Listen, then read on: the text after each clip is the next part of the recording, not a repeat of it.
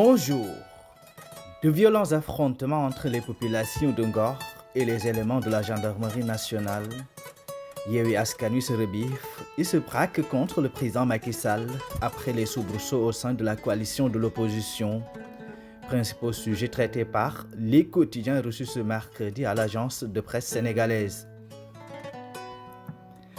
Ngor s'embrase, de violents affrontements au village ont éclaté entre les populations et les éléments de la gendarmerie hier, selon le témoin.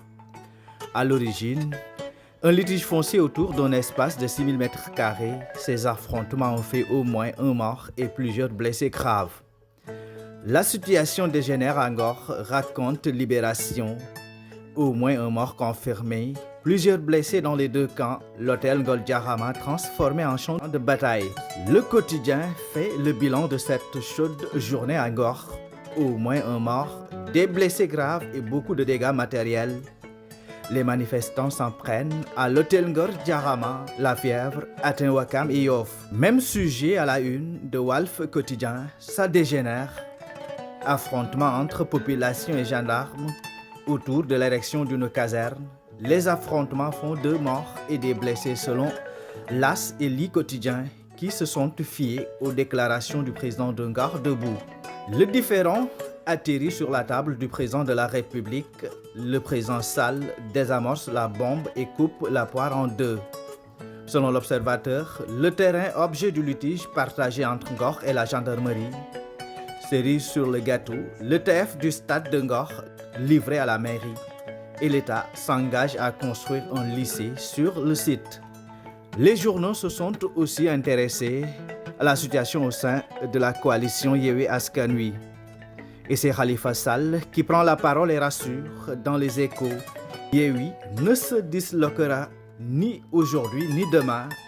Et Aïda Mbodj, toute griffe d'or dans Source A, rejette la main tendue du président Macky Sall.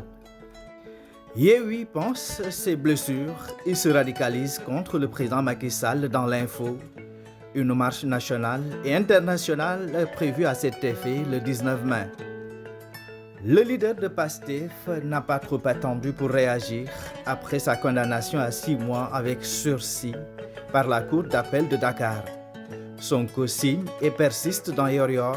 Rien ne peut m'ébranler et je suis plus que jamais candidat à la présidentielle de 2024.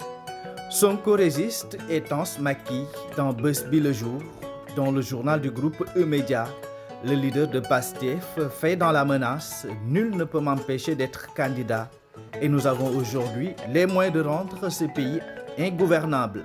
Le quotidien national Le Soleil est revenu sur la mise en œuvre du plan Sénégal émergent sur la période 2014-2023 et parle de réels progrès sur la croissance. Selon l'Astre de Anne, le revenu par habitant en progression de 27% sur la même période.